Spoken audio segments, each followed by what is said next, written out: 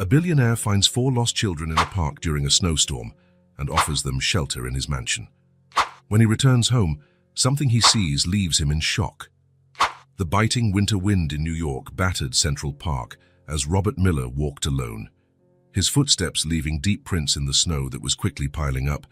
What had begun as a gentle flurry barely an hour earlier now threatened to turn the city into a white desert before nightfall.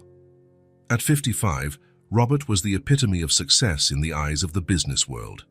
CEO of Miller Enterprises, one of the largest tech companies in the country, his fortune was estimated in the billions of dollars. His angular face, marked by deep expression lines and penetrating blue eyes, carried the seriousness of someone who had dedicated his entire life to work. His hair, once dark brown, now showed gray at the temples, giving him a distinguished look that matched his impeccable posture. Adjusting the cashmere scarf, a gift from Sarah that he had never had the heart to replace, Robert continued his daily walk, a ritual he had maintained religiously for 15 years, regardless of the weather. It started as a therapist's recommendation and became an anchor for his sanity. Out here, far from boardrooms and multi-million-dollar decisions, he could just be Robert. Not the CEO, not the billionaire, just a man with his thoughts and memories. The park was practically deserted, except for a few city workers rushing to spread salt along the main pathways. Robert watched them from a distance, admiring the dedication of those men who were fighting nature's inevitability. It was something he could relate to, that stubborn attempt to maintain control amid chaos. Then, an unexpected sound cut through the silence of the snowstorm. A child's sob, almost completely muffled by the wind, but distinctive enough to catch his attention. Robert stopped, his senses suddenly on alert. Years of important negotiations had taught him to trust his instincts, and something about that sound stirred an urgency in his chest that he hadn't felt in a long time. Leaving the main path, Robert followed the sound to an area near the playground. The snow was falling more intensely now, reducing visibility to only a few yards. As he rounded a large oak, he saw them, 4 small figures huddled against the trunk of the tree, trembling violently as they tried to shield themselves from the wind. 4 children, none looking older than 6, clinging to each other in a tight circle of inadequate coats and frightened faces. "My God!" The exclamation escaped his lips before he could contain it, and the children startled at the sound of his voice. Immediately, Robert began to remove his wool coat, his fingers working quickly on the buttons while he assessed the situation. The oldest of the group, a girl with blonde hair that fell in disheveled curls around her face, lifted her eyes to look at him. There was something in her gaze, a mixture of fear and determination, that instantly reminded him of Sarah. Her lips had a worrisome bluish tint, but her stance was protective toward the younger children. "You're freezing," Robert said, keeping his voice gentle as he approached slowly. He removed his coat completely and held it out to the children. "Here, this should help a little." The girl hesitated for a moment, her green eyes studying Robert with a surprising intensity for someone so young.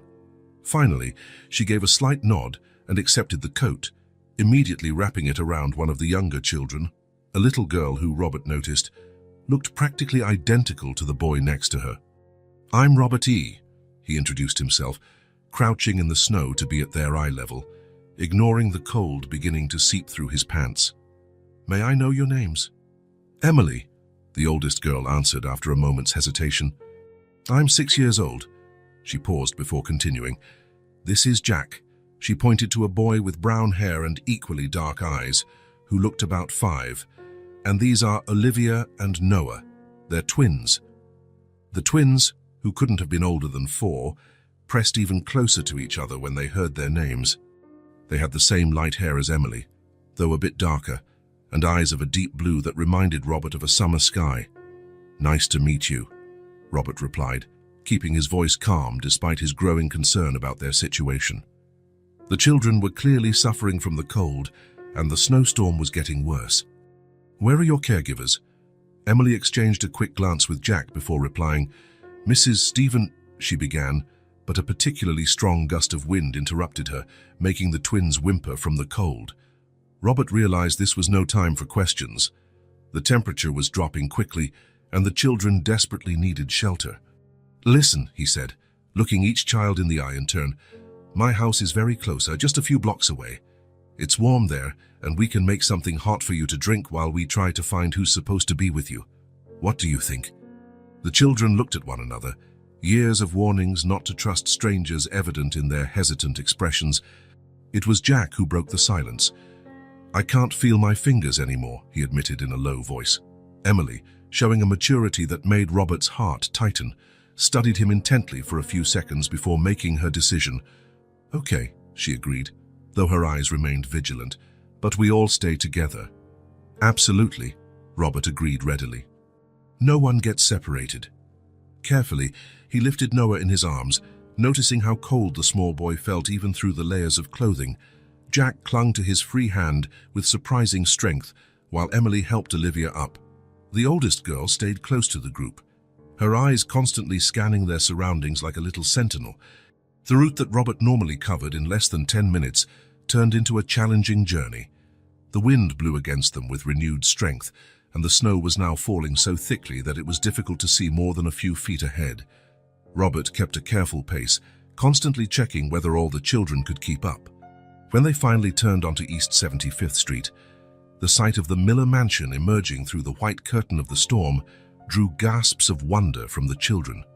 The imposing 5-story building, with its late 19th century limestone facade and meticulously restored wrought iron details, looked as though it had stepped out of the pages of a fairy tale. Robert led them up the entry steps, which were carefully warmed by an embedded heating system. Still carrying Noah, he quickly entered the security code on a discreet panel by the door, and a soft click announced that the heavy door of carved oak was unlocked. The contrast between the freezing outdoors and the heated interior of the mansion was immediate. The entry hall, with its Italian marble floor and walls paneled in aged wood, was pleasantly warm. The immense baccarat crystal chandelier, the centerpiece of the space, cast a golden and welcoming light over the area. Robert watched with a mix of amusement and nostalgia as the children's eyes widened at the sight of the surroundings. It was the same look Sarah used to have whenever they entered a newly renovated room in the house, that look of pure enchantment he had loved so much to see on her face. That was when his gaze landed on something that made his heart stop. There, on the console next to the curved staircase, lit by the soft glow of a lamp, was the photograph. Sarah, his Sarah, radiant in a floral summer dress she had chosen especially for the occasion, her hands gently resting on her 8-month belly. The late afternoon sun created a golden halo around her hair, and her smile, that smile that still haunted his dreams. The photo had been taken exactly 3 days before the accident. 3 days before a runaway van ran a red light and stole away. In a matter of seconds, the entire future they had planned together. Sarah had been on her way to her final prenatal checkup when it happened. Robert was in an important meeting when he got the hospital's call.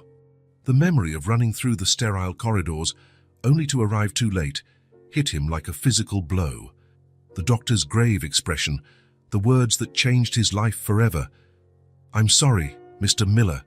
We did everything we could." Sarah and the baby, his son, were gone before he could say goodbye. "Mr. Robert," Emily's small but firm voice brought him back to the present.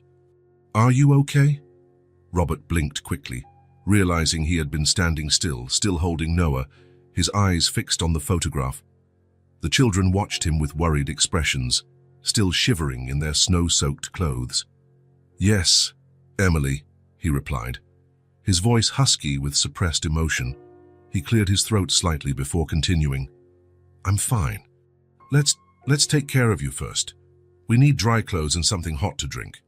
As he led the small group toward the kitchen, Robert couldn't help but notice the irony of the situation. For 15 years, he had kept the house Sarah had decorated with so much love and so many dreams, practically like a mausoleum. The guest rooms, which she had insisted on furnishing for friends with children, had remained untouched. The baby's room, fully decorated and waiting only for the final touches, had been locked for so long that Robert no longer remembered where he had put the key. The kitchen, with its dark oak cabinets and marble countertops, was another testament to Sarah's dreams. She had planned it as the heart of the home, insisting on a large central island with stools high enough for children to sit and help with meal preparations. Robert helped Noah onto one of the stools, while Jack and Olivia settled side by side on two more. Emily, still watchful, remained standing until Robert gently indicated a fourth stool for her. Hot chocolate, he decided, turning on the professional stove. Sarah always said there's nothing better than hot chocolate on a snowy day. Who's Sarah? Noah asked innocently, his blue eyes fixed on Robert as he took a copper pot from the cabinet. The question caught Robert by surprise. It was the first time the boy had spoken since they'd been found in the park, and the first time in years someone had asked him about Sarah. For a moment, he said nothing, his hands busy with the ritual of preparing the hot chocolate, a recipe Sarah had insisted on teaching him during their last trip to Switzerland. Sarah was my wife, he finally answered, his voice soft as he measured out the special cocoa powder he still kept in the pantry. She loved snowy days like today. Was? Jack asked, leaning over the counter with curiosity. Emily nudged Jack slightly, as if reminding him not to ask personal questions of strangers, but Robert shook his head gently. It's okay, Emily, he assured her, slowly warming the milk. Sarah, she's been gone a long time, but she would have loved seeing this kitchen full of children. It was her dream. A comfortable silence fell over the kitchen, broken only by the soft sound of milk warming and the occasional crackle from the nearby fireplace in the adjoining living room. Robert worked methodically, following each step of Sarah's recipe, which she had written in her elegant handwriting. Heat the milk without boiling, slowly mix in the chocolate, add a touch of vanilla and a pinch of cinnamon. As he prepared the drinks, Robert discreetly observed the children. Their faces were starting to regain some color, and their shivering had lessened considerably thanks to the warm environment. Emily still maintained her protective stance, but her shoulders were visibly more relaxed. Jack had begun swinging his legs, a sign his natural energy was returning. The twins, Olivia and Noah, seemed fascinated by everything around them, their eyes scanning every detail of the luxurious kitchen. All done, Robert announced, pouring the hot chocolate into 4 porcelain mugs decorated with Christmas motifs, another item Sarah had chosen with future family holidays in mind. He placed 1 mug in front of each child, along with linen napkins. Careful, it's hot. He watched with a discreet smile as 4 pairs of small hands cupped the mugs reverently, as though holding precious treasures. Emily was the first to take a tentative sip, and her eyes went wide with surprise. It's delicious, she exclaimed, momentarily forgetting her usual caution. The others soon followed her example, and within minutes 4 chocolate-stained smiles lit up the kitchen. Robert felt something in his chest, a warmth that had nothing to do with the drink he'd made for himself. It was a feeling he hadn't experienced in a very long time, something dangerously close to happiness. Outside, the snowstorm continued, its howling winds muted by the mansion's thick walls. Inside, however, in that kitchen that had remained silent for so long, there was life once again. The sound of children blowing on their hot drinks, their occasional murmurs of approval, even the chocolate stains beginning to appear on the marble countertop. All of it felt strangely right. Robert knew there was much to be done. They needed to find the children's caregivers, figure out how they got lost, and ensure their safety. But for now, watching those 4 small figures enjoying their hot chocolate, he allowed himself just to be present in the moment. Sarah always said that some of life's best things happened at the most unexpected times. Perhaps, Robert thought as he wiped a bit of chocolate from Noah's chin with a napkin, she was right. Maybe that snowstorm had brought more than just snow into his lonely life. From the console in the entrance hall, Sarah's photo seemed to observe the scene with her smile, forever frozen in time. And for the first time in 15 years, Robert felt he could look at it without his heart completely shattering. Because now, finally, his kitchen was exactly as she had always dreamed it would be, full of childish laughter and chocolate stains. Night had fallen over New York, and the snowstorm still danced relentlessly outside the windows of the Miller mansion. Robert remained awake in his second-floor library, an untouched glass of whiskey on the side table as he watched the flames in the fireplace. Upstairs, the 4 children slept in the guest rooms Sarah had decorated so many years ago. After the hot chocolate, Robert had improvised dinner with whatever he found in the always well-stocked but rarely used pantry. The children devoured the pasta with homemade tomato sauce as if they hadn't eaten in days, and maybe it was true. Emily had mentioned something about having had breakfast at the orphanage a long time ago, but she quickly changed the subject when Robert tried to ask more questions. Now, hours later, he couldn't stop thinking about how the children had behaved during bath time and bedtime.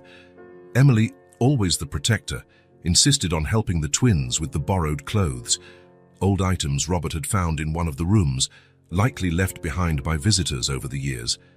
Jack, for his part, surprised everyone by revealing he could read, picking up a children's book from the shelf and reading a story to Olivia and Noah until they fell asleep.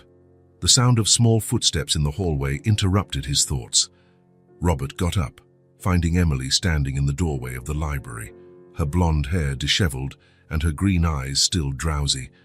"I can't sleep," she admitted, hugging herself as if she were cold, despite the warmth from the fireplace.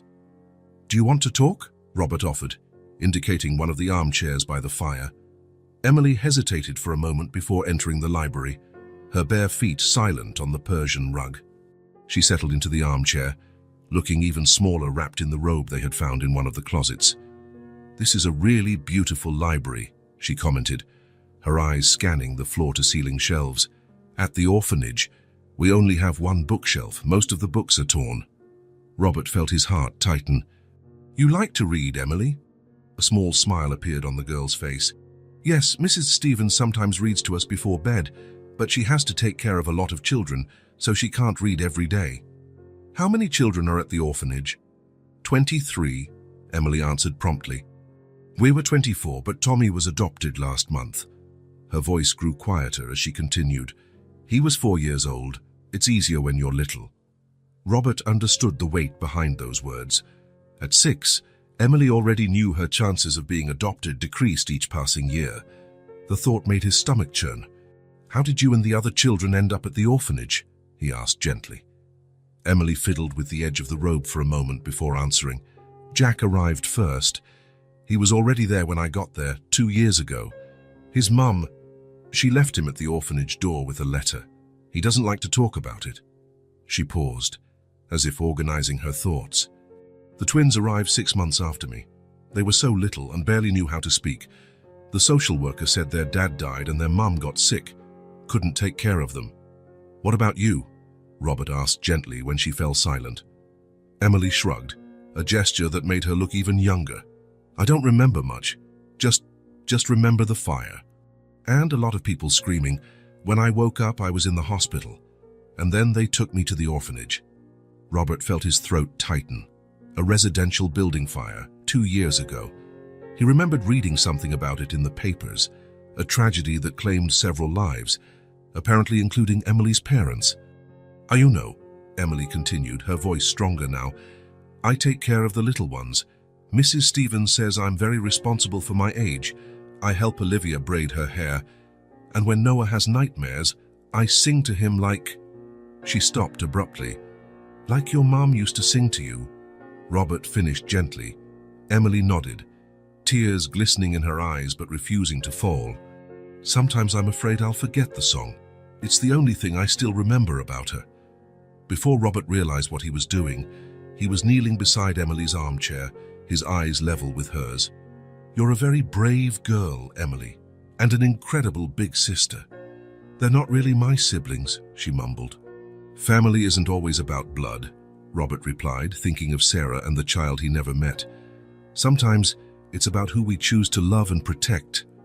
A noise at the door made them both turn. Jack stood there, holding Noah's hand, who appeared to have been crying. "He had a nightmare," Jack explained, his voice sleepy but concerned. Emily immediately stood, but Robert gently stopped her. "Let me try this time?" The girl looked surprised but nodded, watching as Robert approached the boys. Noah raised his arms instinctively, and Robert picked him up, feeling the small body trembling with muffled sobs.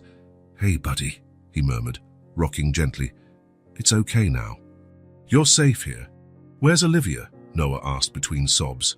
"Here," a tiny voice replied from the doorway. And there was his twin sister, her big blue eyes wide with concern for her brother. Robert couldn't help but smile. Looks like we're having a little nighttime gathering. How about everyone comes by the fireplace? Within minutes, the 4 children were settled on the soft rug by the fire. Robert brought blankets and cushions from the sofa, creating a cozy nest where they all snuggled up. Noah was still sniffing occasionally, but he seemed calmer now that Olivia was holding his hand.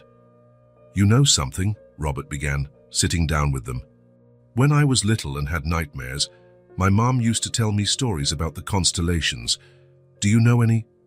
Jack shook his head, intrigued. "Like stars?" "Exactly. Each group of stars tells a different story." Robert pointed to one of the library's tall windows, where the night sky was visible between the clouds that were starting to clear. "Look, there's Orion, the hunter." As Robert shared tales of ancient heroes and Greek gods, he watched how the children reacted. Jack asked smart questions about each constellation, his eyes shining with curiosity. Olivia and Noah listened with full attention, craning their necks to see the sky through the window. And Emily. Emily watched it all with a slight smile, as if finally able to relax her protective role just a bit. Hours passed, and one by one the children fell asleep right there in their makeshift nest of blankets by the fire. Robert couldn't bring himself to move them. Instead, he remained seated in his armchair, keeping vigil over their slumber. Watching those 4 small sleeping figures, Robert felt something awaken in his chest, something he had buried along with Sarah and his dreams of fatherhood. It was a feeling terrifying in its intensity, this sudden desire to protect, to care for, to love. The storm outside was starting to calm, and with it would come the responsibility of returning the children to the orphanage. The thought made his heart ache. How could he send them back after hearing their stories, after seeing the strength and vulnerability in each of them? Emily, so young yet already carrying the weight of protecting others. Jack, hiding his pain behind curiosity and intelligence. The twins, who only needed love and security to flourish. Sarah always said everything happened for a reason. Could this be why he had kept the house exactly as she left it, so that one day he could shelter 4 little lost souls on a snowy night? The idea of adoption, which he hadn't truly considered since Sarah's death, began to take root in his mind. Was it possible? At 55, single, with a life devoted to business, could he be the father these children needed? Fear and insecurity fought against the growing desire in his heart. What if he failed? What if he couldn't give them everything they needed? What if... A slight movement caught his attention. Noah shifted in his sleep, his small hand instinctively seeking Olivia's. Even in slumber, the twins maintained their bond. Next to them, Jack was curled up like a kitten, and Emily, even in sleep, kept one arm protectively around the younger ones. Robert realized it was already too late for doubts. In less than 24 hours, these children had found their way not just into his house, but into his heart. The storm outside might be passing, but something far more powerful was just beginning within him, something not all his wealth could buy, but that 4 little orphans had freely given the chance to be a father. In the hall, Sarah's photo on the console seemed to smile approvingly, as if to say it was time to make that house a home once more. And for the first time in 15 years, Robert allowed himself to dream of a different future than the one he had planned, a future filled with children's laughter, stories about constellations, and yes, even nightmares that needed soothing in the middle of the night. Because sometimes, Robert thought as he watched the sunrise begin to color the New York sky, life's greatest blessings come disguised as snowstorms. The snow had stopped falling over New York, leaving the city covered in a pristine white blanket. At the Miller mansion, the first rays of sun found Robert already in his office, phone pressed to his ear as he spoke with Mrs. Stevens from the orphanage. "Yes, I understand your concern," he said, keeping his voice calm and professional. "But with the streets still blocked by snow and the children only just recovering from the shock, I believe it would be best if they stayed here for a few more days." He paused to listen. "Of course, you're welcome to come visit them as soon as possible."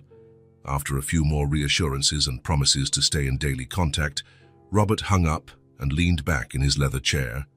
Through the slightly open office door, he could hear the children having breakfast in the kitchen, the clatter of cutlery, occasional laughter, Emily's voice gently scolding Noah for talking with his mouth full. The reality of the situation struck him hard. In just a few days, his silent mansion had become a home full of life. The children, initially shy and cautious, were beginning to show their true personalities. Opening his laptop, Robert began a discreet search on adoption procedures in New York. The initial information was intimidating: psychological evaluations, home visits, background checks, extensive social studies. For a multiple adoption, especially with siblings who were not all biologically related, the requirements would be even more rigorous. "Mr. Robert," Emily's voice startled him. She was standing in the office doorway, wearing one of the dresses the housekeeper had bought the day before, when Robert had urgently sent her to get appropriate clothes for the children. "Good morning, Emily. Have you had breakfast?" "Yes," she answered, approaching his desk hesitantly. "Aren't you going to eat with us?"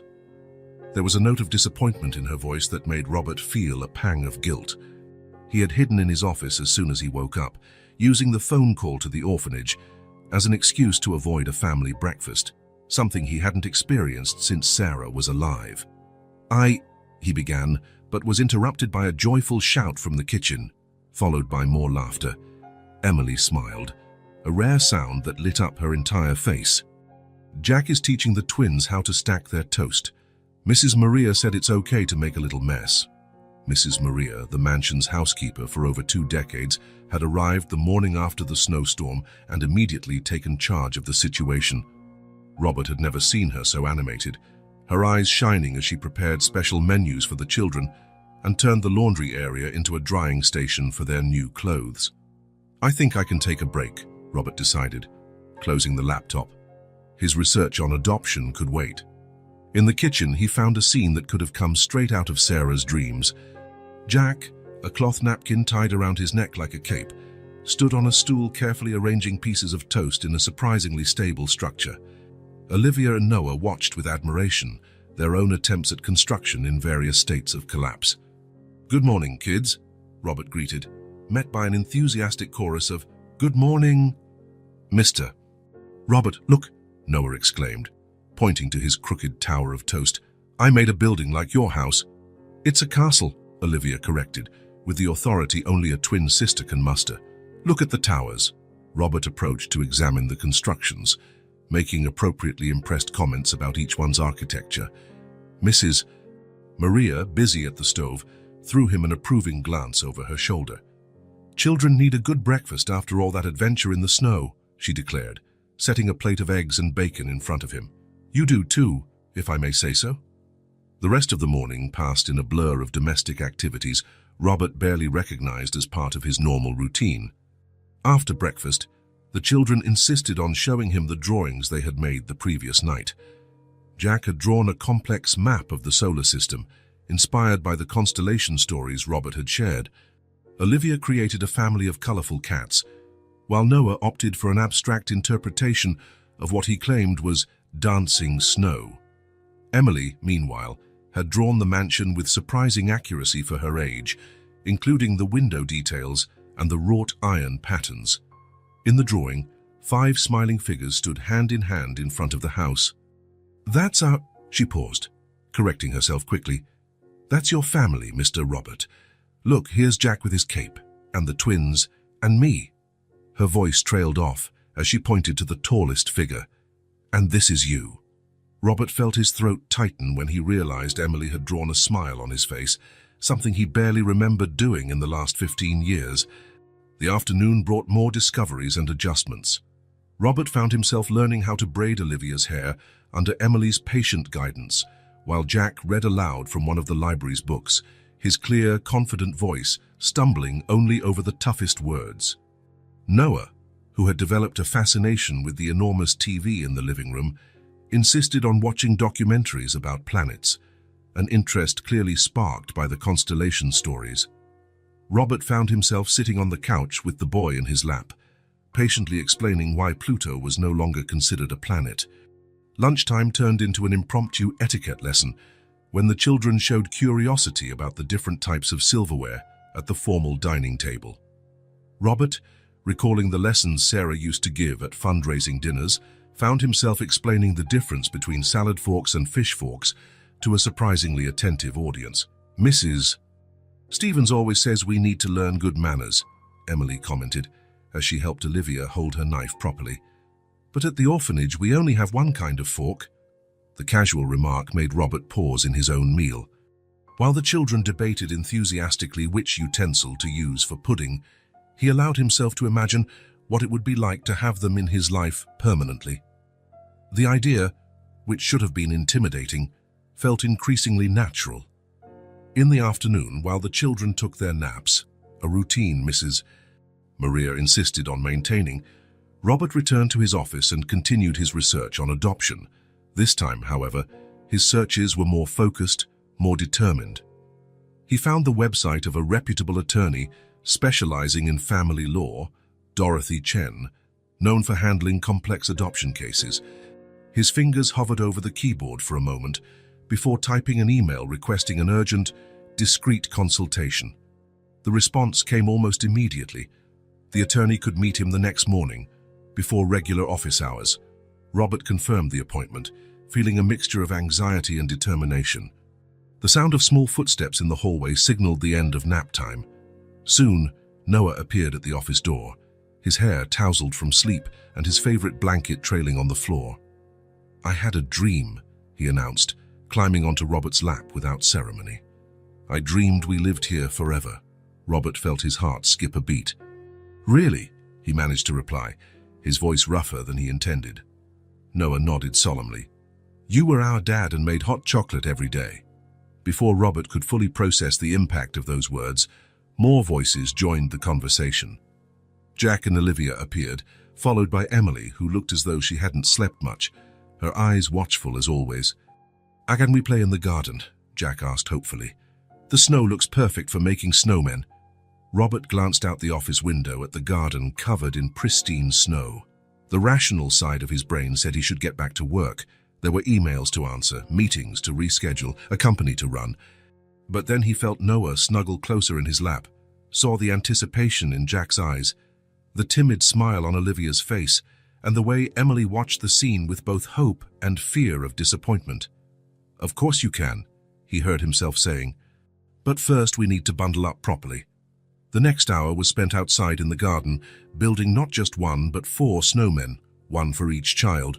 Robert oversaw the activity, helping position carrots for noses and buttons for eyes, surprising himself when he burst out laughing at the spontaneous snowball fight that erupted among them. During a brief pause, while helping Emily adjust the scarf on her snowman, she spoke quietly, just loud enough for him to hear, "You'd make a great dad."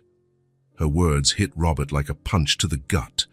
Images of Sarah pregnant, the baby's never-used nursery. The shattered dreams of fatherhood flashed through his mind like painful snapshots. But then he felt Emily's small hand in his, saw the trust in her green eyes, and something inside him changed. Maybe he could be a good father. Not in the way he had originally planned with Sarah, but in a different, equally meaningful way. These children needed love, stability, and a home, all things he could provide, if only he found the courage to open his heart again. That night, after the children had all been tucked in, each one insisting on a goodnight kiss and a different bedtime story, Robert returned to his office. Sarah's photo smiled up at him from his desk as he opened his laptop again. "What would you think of all this, my love?" he murmured to the photograph. "4 kids at once. You'd probably say it's exactly the kind of crazy we need in this big toss empty house." With a determined sigh, Robert began gathering documents and information he would need for the meeting with the attorney the next morning. Certificates, financial records, medical history, anything to help build his case. Upstairs, he could hear Emily singing to the twins, the same lullaby her own mother had once sung to her. The sound filled the mansion with a sense of home that had been missing for 15 long years. Robert knew the road ahead would be challenging. There would be obstacles, investigations, questions about his ability to be a single father of 4 children. But for the first time since he'd lost Sarah and their unborn son, he felt ready to fight for a family. Because sometimes, he concluded as he closed his laptop and prepared for another night of vigil over his young guests, fate has a peculiar way of giving us exactly what we need, even if it arrives in a completely different package from what we expected. Morning was cold, but the sun shone over New York as Robert parked his car at the gates of Greenwood Cemetery. It was Saturday, and the children had stayed at the mansion with Mrs. Maria, who promised to keep them busy making cookies, an activity the kids were eagerly anticipating. Robert held a bouquet of white lilies, Sarah's favorite flowers, as he walked the familiar path between snow-covered headstones. 15 years of visits had made every step memorably painful. The Miller family mausoleum was an elegant white marble structure, with guardian angels at the corners and a prime view of the city. Robert stopped in front of Sarah's headstone, his fingers tracing the letters etched into the cold stone. Sarah Elizabeth Miller, beloved wife and mother, 1970-2010, love never fails. Just below, a small additional plaque marked the existence of their unborn son, James Miller, an angel we never knew, 2010. "Hey, love," Robert murmured, carefully placing the flowers in the snow. "I'm sorry I haven't come sooner. The last few weeks have been different from normal." The cemetery's silence was his only response, but Robert continued, his voice low with emotion. "You won't believe what happened. Remember how you always said our house was too big for just 2 people? Well, now it's full of life. 4 kids, Sarah. 4 little angels lost in a snowstorm." He paused, remembering the moment he found the children in the park. "The oldest, Emily, was 6. She reminds me of you, you know? Protective, huge heart. Then there's Jack, 5, so smart and curious about everything. And the twins, Olivia and Noah, they're 4 and just pure energy and joy." A gentle breeze stirred the petals of the lilies. "They're sleeping in the guest rooms you decorated, using those Christmas mugs you chose. The kitchen." Sarah, "The kitchen finally smells of cookies and hot chocolate like you always dreamed." Robert felt tears welling in his eyes. "But I'm scared." "Love. So scared. What if I'm not capable? What if I fail them like I failed you and James that day?" The guilt he had carried for 15 years weighed heavily on his chest. He should have been with Sarah at that medical appointment. If he hadn't been in an important meeting, maybe the tragedy could have been avoided. "They need to go back to the orphanage soon," he continued, his voice trembling. But the thought of watching them leave, Emily had to calm the twins last night because they started crying just thinking about going back. And Jack, he asked if he could take some books from the library with him. Robert knelt in the snow, not caring about the cold seeping through his pants. "What do I do, Sarah? How can I let them go when I already love them so much, when our house finally feels like a real home?" A ray of sunlight broke through the clouds at that moment, illuminating the headstone and making the engraved letters glow. Robert suddenly remembered a conversation he'd had with Sarah weeks before the accident. "If something happens to me," she'd said, gently touching her pregnant belly, "promise you won't let love die, that you'll keep your heart open." "Is that what you're trying to tell me?" he asked softly. "That it's time to keep my promise?" The distant sound of children's laughter from another part of the cemetery reached him, and Robert found himself smiling through his tears. "You would have loved them, Sarah. You would have been the best mother in the world to these kids." Standing up, Robert brushed the snow from his clothes. "I guess I always thought starting a family meant replacing you and James. But that's not it, is it? It's about expanding the love, not replacing it. About honoring your memory by creating the home we always dreamed of." With trembling fingers, he took Emily's drawing from his pocket, a picture of the mansion with 5 smiling figures out front. He placed it carefully beside the lilies. "What do you think of our family, love? Different from what we planned, but still perfect in its own way." At that moment, his phone vibrated in his pocket. It was a message from Mrs. Maria, a photo of the kids in the kitchen, their faces covered with flour as they decorated cookies. "I have to go," Robert said, touching the headstone one last time. "But I'll be back soon.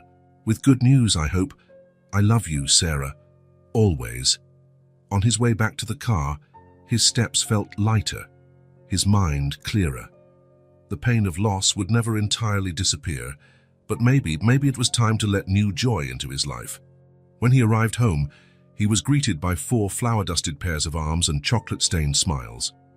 The smell of freshly baked cookies filled the air, exactly as Sarah had always dreamed. "Mr. Robert," Noah exclaimed, clinging to his leg. "We made star-shaped cookies just like your constellations." "And we didn't burn any," Jack added proudly. Olivia held out a specially decorated cookie. "This one's for you. Emily helped me write Dad on it with icing, but it's a little crooked." Robert's world stopped for a moment. He looked at Emily, who watched him nervously to see how he'd react. "Sorry," she whispered. "I told Olivia maybe it was too soon to—" Robert knelt down, meeting the children's eyes. "It's never too soon for love," he said, his voice steady despite the emotion. "And if you want, if everyone wants, I'd love to be your dad. Forever." The silence that followed was broken by Emily beginning to cry. For the first time since he had met her, they were tears of happiness. The twins, not fully understanding, joined the group hug anyway. Jack, always the observer, asked, "Are you sure? There are a lot of us." "I've never been more sure," Robert replied, feeling lighter than he had in 15 years. "Our family might not be conventional, but it's perfect just the way it is." Mrs. Maria watched from the kitchen doorway, discreetly dabbing her eyes with her apron. The afternoon sun streamed through the tall windows, bathing the kitchen in a golden glow that seemed to bless the moment. And somewhere, Robert was certain, Sarah was smiling. Attorney Dorothy Chen's office occupied the entire 20th floor of a sleek building in downtown Manhattan. Robert arrived punctually at 7 in the morning, as agreed, straightening his tie while the secretary led him to the main conference room. On the way, he couldn't help but notice the various certificates and awards on the walls, all highlighting the firm's specialization in family law and complex adoption cases. Dorothy Chen was a middle-aged woman with a keen gaze behind red-framed glasses. She greeted Robert with a firm handshake and indicated one of the leather chairs around the conference table. "Mr. Miller," she began, consulting the notes in front of her, "your situation is unusual, to say the least. 4 children at once, with no biological ties among them, apart from the twins, of course, and you as a single father." She paused, studying him over her glasses. "Why don't we start at the beginning?" Over the next hour, Robert recounted the events of the past few weeks in detail. The attorney listened carefully, occasionally jotting down notes and interrupting only to ask specific questions about the children and their interactions. "You understand this won't be a simple process?" she finally asked, setting her pen aside. "The adoption system has strict protocols, especially in cases of multiple adoption by a single parent." "I'm prepared to face any obstacle," Robert replied firmly. "These children, they're my family now. I'll do whatever it takes." Dorothy nodded, a small smile forming on her lips. "Good, because it will require a lot. First, we need to prepare your initial documentation, financial records, criminal background checks, complete medical history. Then there's the home study, which includes house visits, interviews with people close to you, psychological evaluations." "How long does all this take?" Robert interrupted, thinking of the kids waiting for him at home. "In normal cases, the process can take 6 months to a year. In your case," she checked her notes again, "given the complexity and the number of children involved, it could take longer. But we have one thing in our favor. The children are already in your temporary care, and from what you described, they're adapting well." The meeting continued for another 2 hours, during which Dorothy outlined each step of the process in meticulous detail. Robert left the office with a thick folder of documents to fill out and an even longer list of tasks to complete. Back at the mansion, he found the house in an uproar. The orphanage's social worker, Mrs. Jenkins, had arrived for her first official visit since the children had been staying with Robert. Emily was sitting rigidly on the living room sofa, answering the social worker's questions with studied caution. When she saw Robert, her eyes lit up briefly before returning to her composed expression. "Mr. Miller," Mrs. Jenkins greeted him with a professional nod. "I was just talking to Emily about the routine you've established here." Robert noticed how Emily clutched one of the decorative pillows tightly, her small fingers gripping the fabric each time the social worker made a note on her clipboard. "Emily has been a great help with the younger children," he remarked, sitting down near the girl. Almost imperceptibly, Her shoulders relaxed a little with his presence.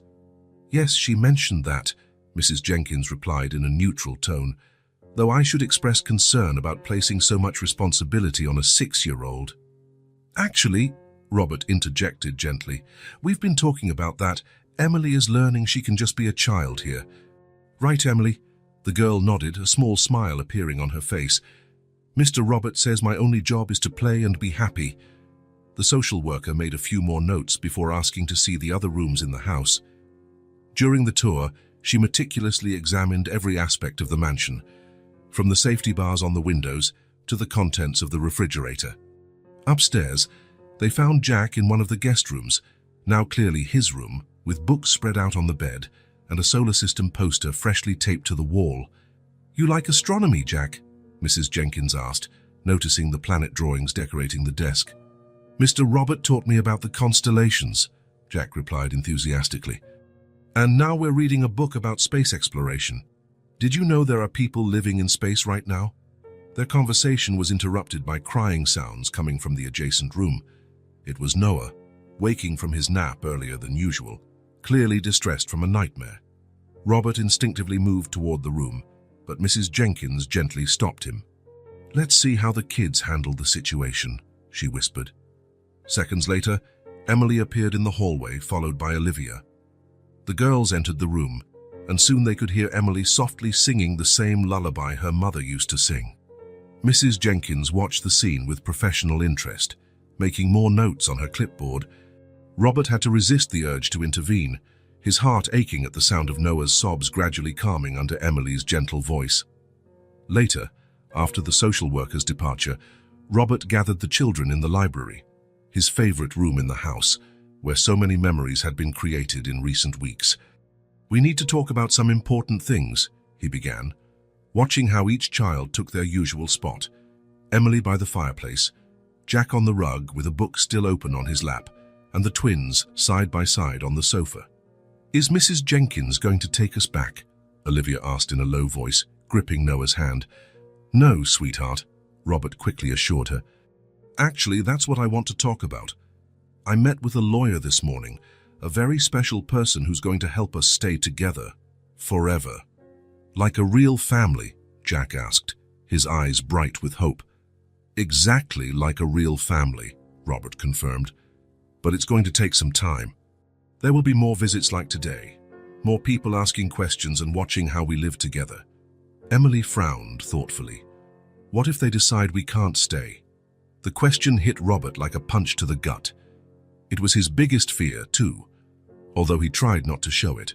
"That's why we have to work together," he responded carefully. "Show them what we already know, that we belong to each other." "But you're rich," Noah commented with the simple logic of a 4-year-old. "Can't you just buy us?" Robert couldn't help a surprised laugh, but quickly grew serious again. "That's not how it works, buddy. It's not about money, it's about love, responsibility, and commitment. And mainly about what's best for you kids. What if," Emily began, hesitant, "what if they think it's best to split us up, send each of us to a different family?" The mere thought made Robert feel sick. "I won't let that happen," he promised firmly. "I'll fight for all of you together. The lawyer I hired is the best at cases like ours. But I need you to be honest with the people who come to visit. Tell them how you feel about what we do together." "About the constellation stories," Jack suggested. "And the cookies we make with Mrs. Maria," Olivia added. "And how you always check if we're tucked in at night," Noah chimed in. Robert felt tears sting his eyes. "Yes, about all that. About how we're building our family in our own special way." Emily got up from her chair and walked over to Robert, her green eyes serious. "I'll tell them you saved us, not just from the cold that day, but," she paused, searching for the right words, "but from loneliness too." In the days that followed, the mansion became a whirlwind of activity. Social workers came and went, asking questions and making observations. Robert underwent a battery of psychological evaluations, answering honestly about his past traumas and his healing process. Mrs. Maria was interviewed extensively about her observations of the family dynamic. She spoke proudly about how the children were flourishing and how Robert had transformed from a distant employer into a dedicated father. Each child had individual sessions with adoption specialists. Jack impressed the professionals with his encyclopedic knowledge of astronomy, all acquired in recent weeks with Robert. The twins, initially shy, opened up when discussing their drawings, almost all depicting their new family in various activities.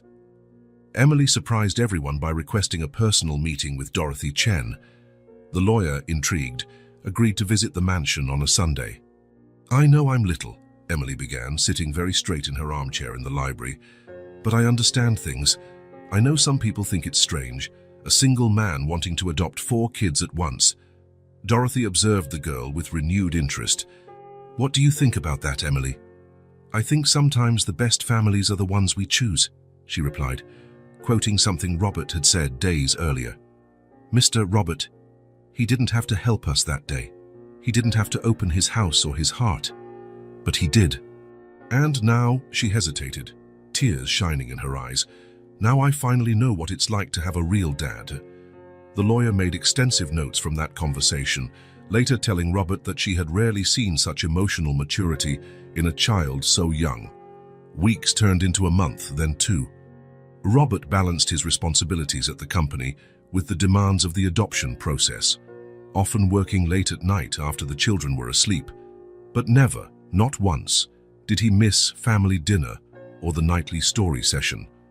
The mansion was gradually transformed. The room that would have been for Robert and Sarah's baby was redecorated, a deeply emotional process he faced with the children's help. Now it was a playroom, full of color and life, exactly as Sarah would have wanted. One evening, while helping Olivia brush her teeth, she asked a question that caught him off guard. "Can we call your wife Mom too?" Even though we never met her. Robert needed a moment to find his voice. "I think she would love that, sweetheart. Sarah always wanted to be a mom." "Emily said she's in heaven, watching over us along with our other parents," Olivia continued, her innocence making the moment even more precious. "I'm sure she is," Robert replied, kissing the top of her head. Later that night, after the children were all asleep, Robert sat in his office reviewing the mountain of paperwork required for the adoption process. Each form, each evaluation, each report was one step closer to making official what his heart already knew. These children were his family. Dorothy Chen had warned him the road would be tough. There would be questions about his ability to balance work and 4 children, about the trauma of losing Sarah and their unborn son, which might be seen as an obstacle, about the absence of a maternal figure. But Robert was ready to fight, because every morning, when he woke to the sound of children's laughter echoing through the mansion's halls, every night when he sang lullabies or told stories about stars, every moment he saw love and trust in those 4 little souls destiny had dropped in his path, he knew he was exactly where he was meant to be.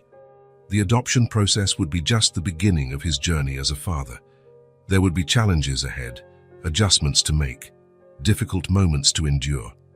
But with love, patience, and the determination he saw in Emily's eyes, Jack's endless curiosity, and the twins' pure joy, Robert knew they would succeed.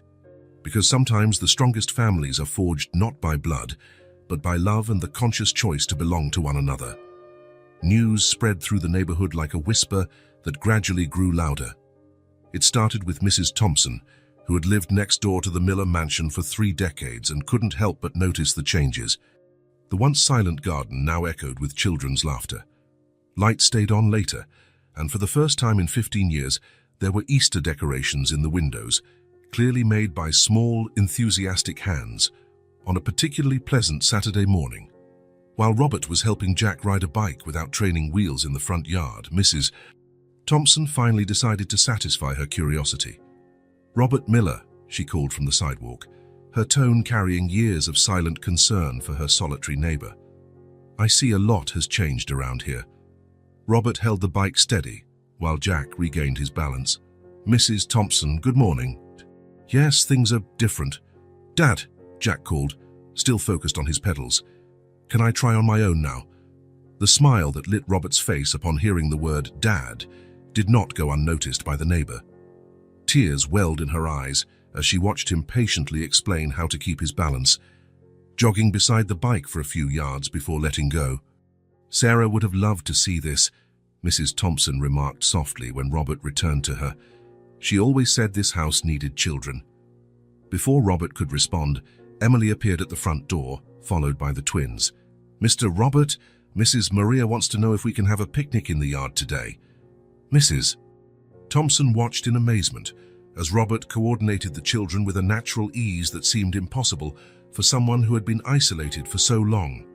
Within minutes, the yard turned into a movie scene. A checkered blanket spread on the grass, sandwiches handed out, and 4 clearly happy, well-cared-for kids. "They're orphans," Robert explained quietly to his neighbor. "I found them during that big snowstorm a few months ago, and now I'm trying to adopt them." The news spread rapidly after that. Mrs. Thompson, president of the Neighborhood Association for 20 years, made sure to share the story at their next meeting. Soon the entire neighborhood was in the know. Support started arriving in unexpected ways. The Chen family, who lived 3 houses down, showed up one afternoon with their own 5-year-old twins, inviting Olivia and Noah for a playdate. The children got along so well that they quickly established a weekly routine. Mr. Martinez, a retired teacher at the corner, offered to tutor Jack after learning of his interest in science. Twice a week, the mansion's library turned into an impromptu classroom filled with lively discussions about physics and astronomy. Emily, initially more reserved about the changes, made an unlikely friend in Mrs. Thompson's teenage granddaughter, Sophie. The young woman, visiting her grandmother on weekends, was captivated by Emily's maturity and began teaching her piano on the mansion's long-unused instrument. One Sunday, Robert was surprised by a knock on the door. It was Reverend Parker from the local church Sarah used to attend. "I heard about what's happening," the man said with a gentle smile. "Sarah came to church every Sunday, you know, always lighting candles and praying for children who needed a home." Robert felt a lump in his throat. "I didn't know that." "Well, it seems her prayers have been answered, though not in a way anyone could have predicted." The Reverend paused. "The community wants to help, Robert. Let us be part of this story too." And so, gradually, the Miller Mansion, once a symbol of mourning and isolation, became a hub of community activity. Neighbors took turns offering rides when Robert had important meetings. Invitations to birthday parties and neighborhood events began pouring in. Dorothy Chen, the lawyer, couldn't believe the number of recommendation letters and statements she started receiving. Neighbors, local shopkeepers, even the mailman wanted to share their observations of how the children were thriving under Robert's care. "This is extraordinary," she remarked during one of her visits. "In all my years of practice, I've never seen such community mobilization for an adoption." Robert watched from his office window as the children played in the yard with their new friends. Emily was at the piano, her small hands following Sophie's instructions. Jack was chatting animatedly with his classmates who had come to study, while the twins ran around with the Chen children, their laughter echoing down the street. "You know what's most amazing?" he replied to the lawyer. "It's not just the children who are changing. It's as if the whole neighborhood is waking up from a long winter." Mrs. Maria, who was serving coffee, added her own observation. "Mrs. Sarah always used to say a house isn't truly a home until there's enough love to spill out through the gates." The following weeks brought even more changes. The neighbors organized a street fair, with proceeds going toward improvements at the orphanage where the children had lived. Emily and her new friends ran a lemonade stand. Jack surprised everyone with a small makeshift observatory, using the telescope Robert had given him and charging $1 for a glimpse of the stars. The twins, with Mrs. Maria's help, sold homemade cookies that quickly sold out. Watching it all, Robert felt something he hadn't experienced since his time with Sarah, a sense of belonging, of community. He was no longer just the lonely billionaire in the mansion at the corner.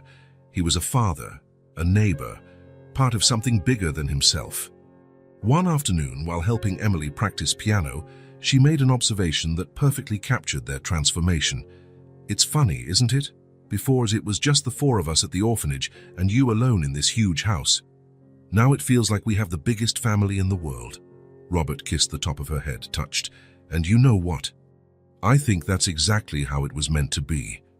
The next morning, When Dorothy Chen arrived for another meeting about the adoption process, she found a stack of new documents on her desk.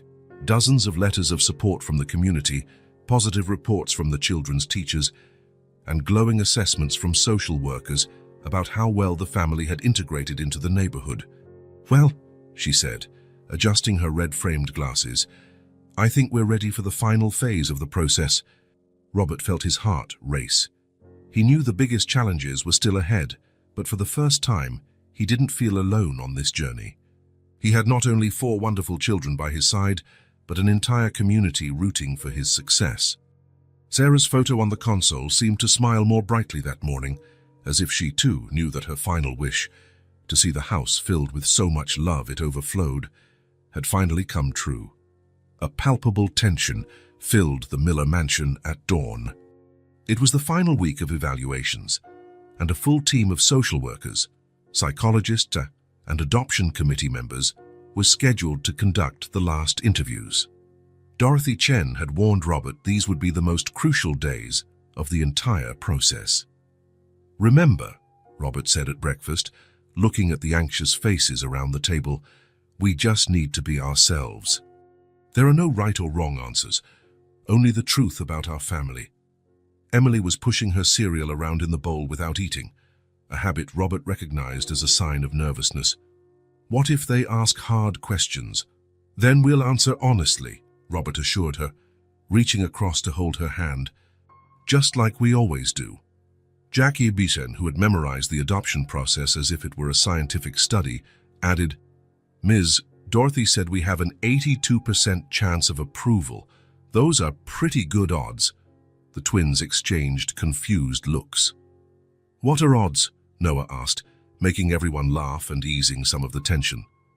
The first evaluator arrived promptly at 9. It was Dr. Patricia Santos, a psychologist specializing in non-traditional family bonds. She began by discreetly observing the family's interactions during their morning routine. Robert helped Olivia choose a hair ribbon, while Emily packed Noah's bag for his swim class. Jack was immersed in a new book on black holes, a gift from Mr. Martinez, but periodically glanced up to check that everyone was okay, a habit he'd developed over the past few months. "It's interesting," Dr. Santos remarked during her first break to take notes, "how family dynamics develop naturally, even under unconventional circumstances." Individual interviews began after lunch. Robert was first, spending a long session in the office where every aspect of his life was examined in detail. "Are you aware," the evaluator asked at one point, "that raising 4 children on your own, especially given your professional responsibilities, will be an extraordinary challenge?" Robert didn't hesitate. "Dr. Santos, I've spent 15 years building a business empire, believing it would fill the emptiness in my life. But it was only when I found these kids that I understood the true meaning of success. I have the resources, I have an incredible support network, and most importantly, I have enough love in my heart for each of them." The afternoon brought more professionals, a financial evaluator, who meticulously reviewed the funds Robert had set aside for the children's education and future, a home safety expert who inspected every corner of the mansion, and a social worker specializing in multiple adoptions. The children were interviewed one by one. Emily went first and surprised everyone with her eloquence in describing how life had changed since meeting Robert. "Before," she explained to Dr. Santos, "I always had to be the grown-up. I had to take care of everyone, be strong all the time. But here," she paused, a small smile on her face, "here I can just be a kid.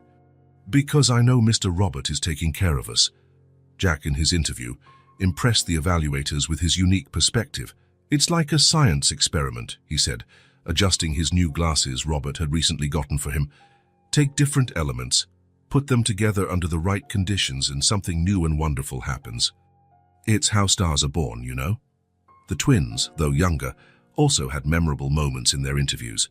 Olivia proudly showed her sketchbook, full of pictures depicting special moments with their new family. "This is the day we made cookies," she explained, pointing to a colorful explosion on the page. "And this is Mr. Robert telling us stories about the stars. Noah, usually the quietest of the four, surprised everyone with a simple yet profound statement. "I don't have nightmares anymore," he told the psychologist, "because now I know that when I wake up, I'll really be at home." The most intense moment of the day came during the final evaluation, when the entire team gathered the family in the living room. After consulting her extensive notes, Dr. Santos asked the crucial question, "Children, do you understand that adoption is permanent, that if approved, Mr. Miller will be your father, legally and permanently?" Emily answered first, her voice clear and certain. "He's already our dad. The papers will just make official what we already know in our hearts." Jack nodded vigorously. "It's like when a planet finds its perfect orbit. No matter how many times it goes around, it always belongs in that solar system." The twins, in their characteristic simplicity, simply got up from their seats and ran to hug Robert, who could barely hold back his own emotions. "Well, Doctor," Santos said, a small smile appearing on her professional expression, "I think that answers our question about emotional bonds." Night fell over the Miller mansion, and gradually the evaluators left with their piles of notes and, Robert hoped, positive impressions.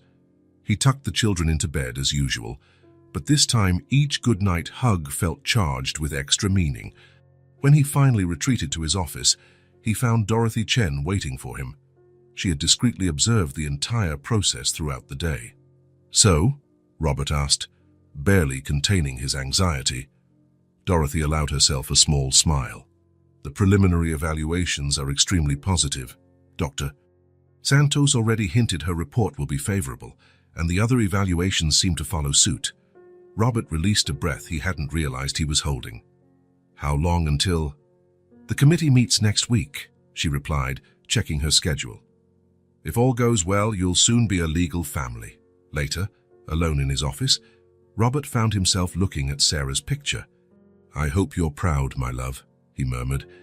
"It's not the family we planned, but it's perfect in its own special way." A small sound at the door made him turn. Emily stood there in new star-patterned pajamas. "Can't sleep?" Robert asked softly. She shook her head, entering the office. "I was thinking that when it becomes official, can we throw a party? Invite all the neighbors and our friends."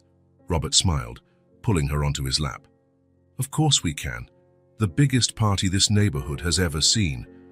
And can we invite Mrs. Stevens from the orphanage so she can see we're happy?" "Absolutely. We'll invite everyone who's been part of this journey." Emily was silent for a moment, looking at Sarah's photo. "Do you think she'll be there too? Not physically, but—" "I'm sure she will, sweetheart," Robert replied, his voice thick with emotion. "She always wanted this house to be full of love and joy. And thanks to you kids, it finally is." Father and daughter stayed there for a while, sharing a moment of peace before the big changes that lay ahead.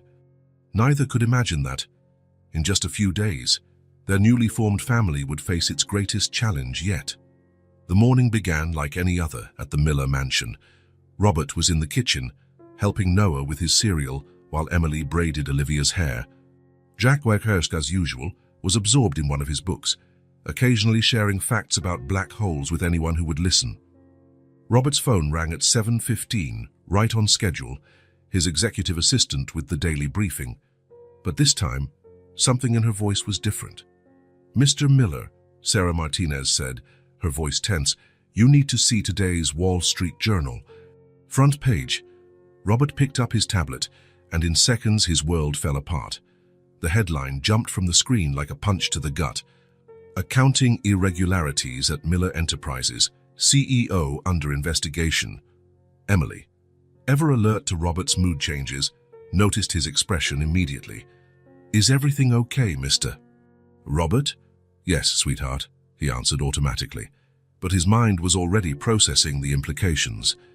The article detailed alleged accounting manipulations in the company's international division, suggesting an elaborate scheme of tax evasion and money laundering.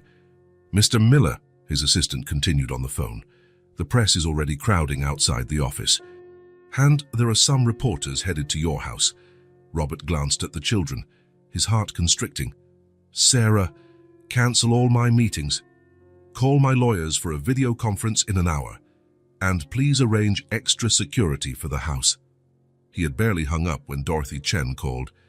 Robert, have you seen the news? I'm looking at it now, he replied, his eyes still scanning the devastating article.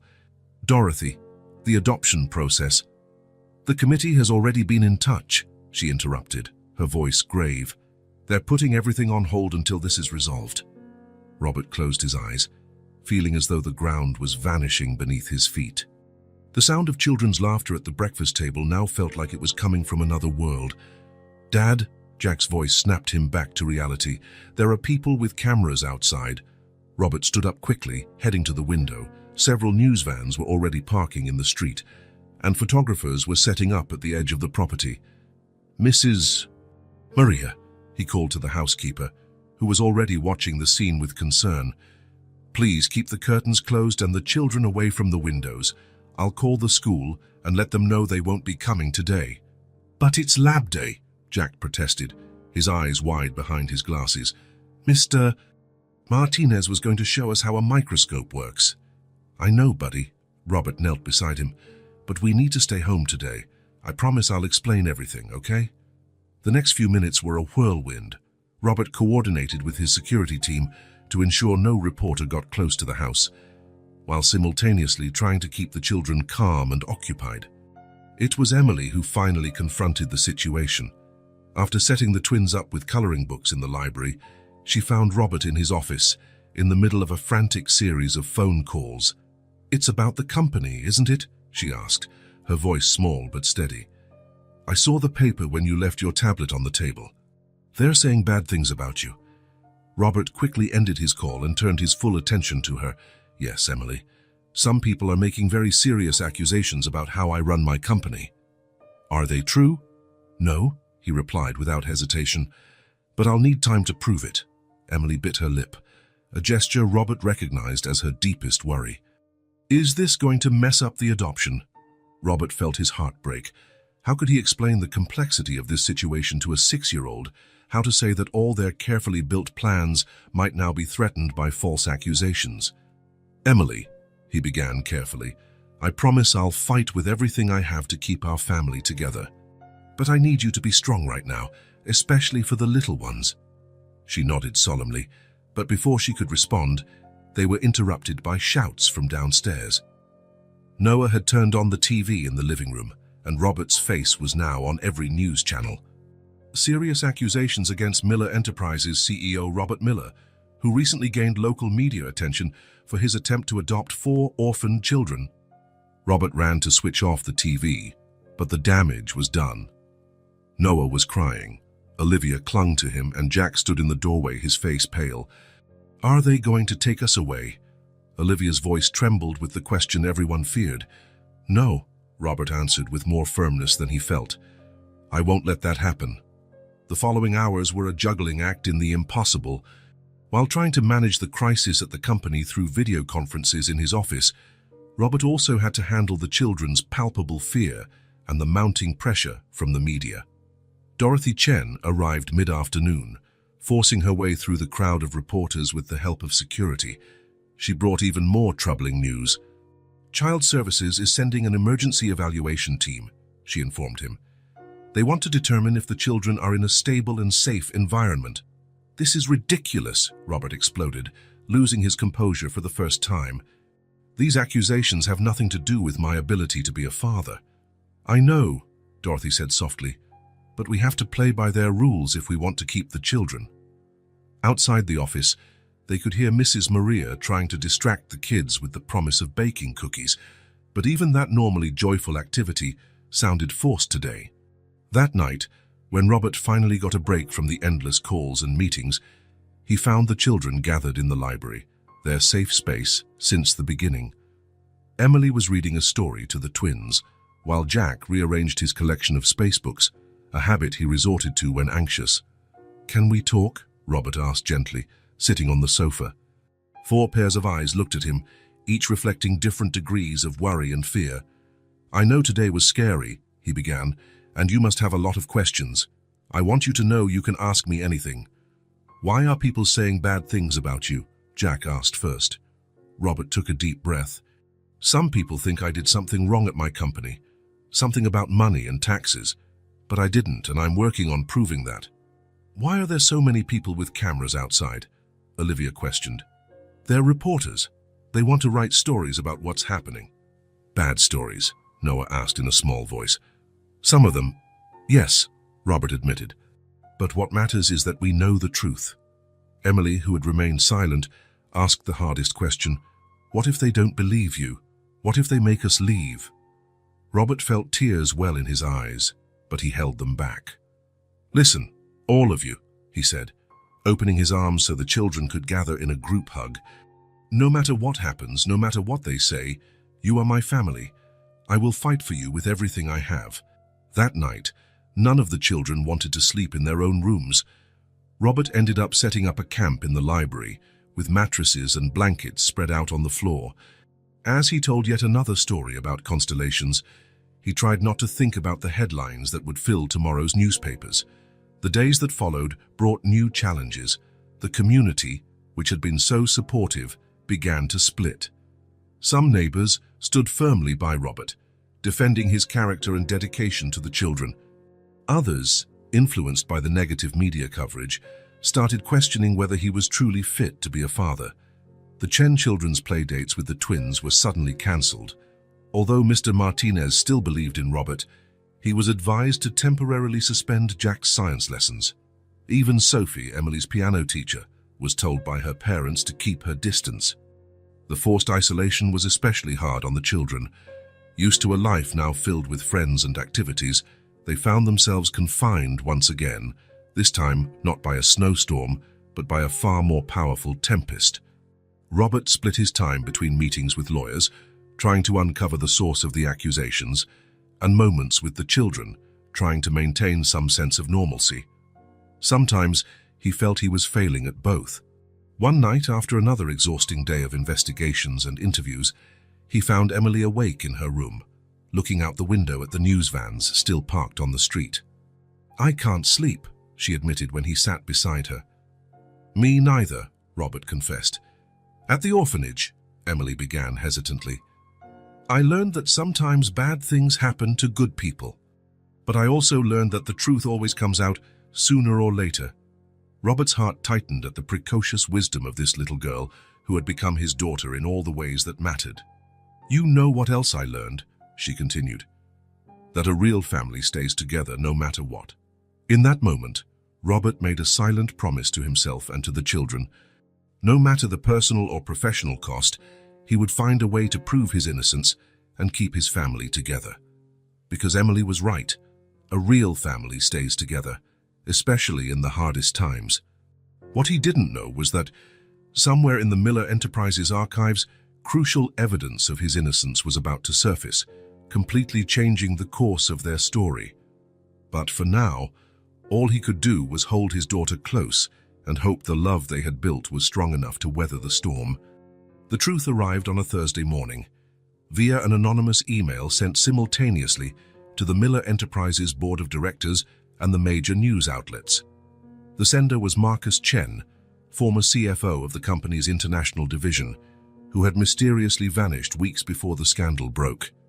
In the email, Marcus confessed his sole responsibility for the fraud scheme, attaching documents that unequivocally proved Robert Miller not only had no knowledge of the irregularities, but had in fact initiated an internal audit that was on the verge of uncovering the scheme.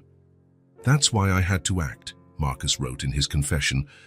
"I knew the audit ordered by Miller would find everything, so I planted fake evidence to incriminate him, hoping the confusion would give me time to flee.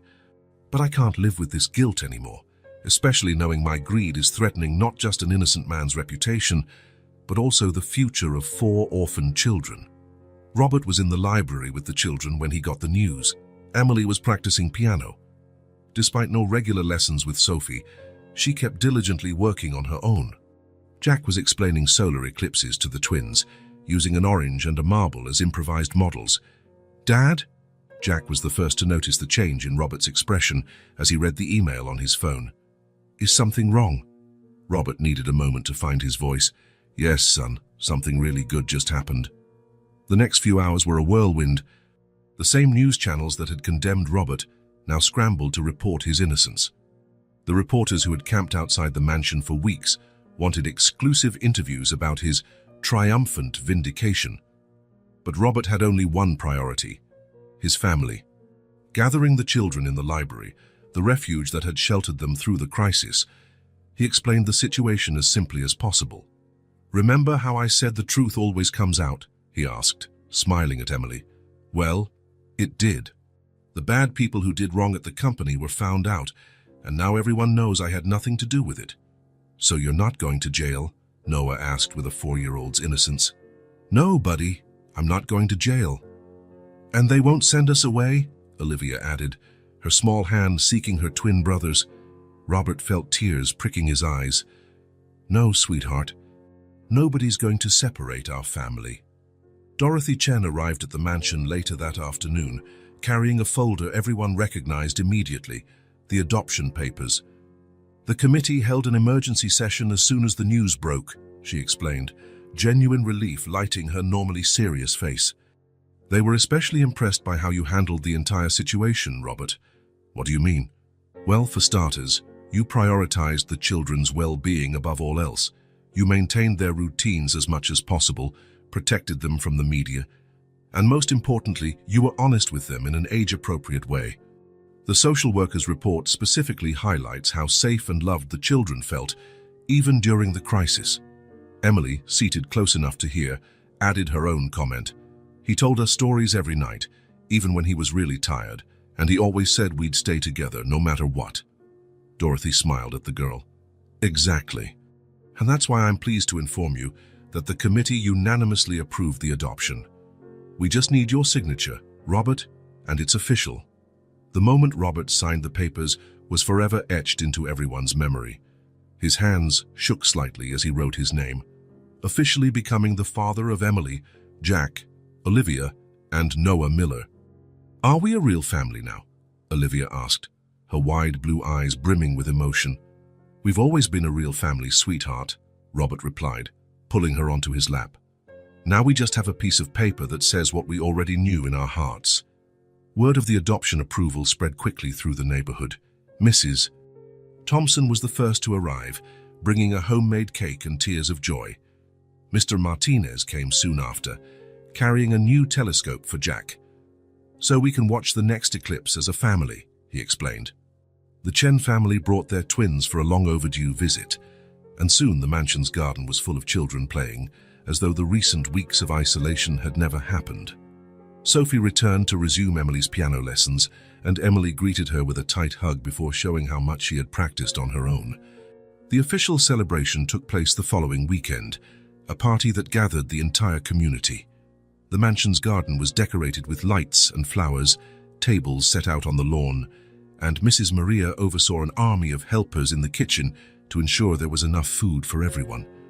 Robert watched the scene with his heart overflowing with joy. Emily played piano inside the house. The doors opened so the music drifted into the garden. Jack animatedly discussed constellations with a group of fascinated children using his new telescope. The twins ran among the guests, their laughter mixing with the music and conversation. Mrs. Stevens from the orphanage came especially for the celebration. "You know," she told Robert in a quiet moment, "in all my years of work, I've never seen a family form so perfectly. It's as if you were meant to find each other in that snowstorm." 5 years later, the Miller mansion was bustling with preparations for a special celebration, the 5th anniversary of the adoption. Emily, now 11, was practicing a special piano piece she had chosen just for the occasion. Her longer, more skilled fingers danced over the keys with confidence. Jack, 10, had prepared a presentation about the family's history using his new computer. "It's like a scientific documentary," he explained, pushing his glasses up in his characteristic gesture. "It starts with the statistical probability of a snowstorm of that magnitude hitting on exactly that day." The twins, now 9, had grown but retained their special bond. Olivia had developed a talent for art, filling the house with her colorful paintings. Noah had discovered a passion for music like his older sister, though he preferred the violin to the piano. Robert, watching his children get ready for the party, could hardly believe how quickly time had flown. His hair was a bit grayer, the lines around his eyes a bit deeper, but his smile was more frequent and genuine than it ever was before that snowy night. Miller Enterprises had fully recovered from the scandal, emerging stronger and with transparency policies that became a model for the industry. But Robert had learned to delegate more, ensuring he never missed important moments in his children's lives. That evening, after the guests had left and the children were finally asleep, Robert found himself, as he had so many times, in the library. Sarah's photo still occupied a place of honor, but now it was surrounded by countless other pictures, moments captured over the last 5 years that told the story of his unconventional family. "You were right, love," he murmured to the photo of Sarah. "Sometimes the best things in life come disguised as storms." And outside, as if in response, tiny snowflakes began to fall gently over New York, reminding everyone that sometimes the happiest endings begin on the coldest nights.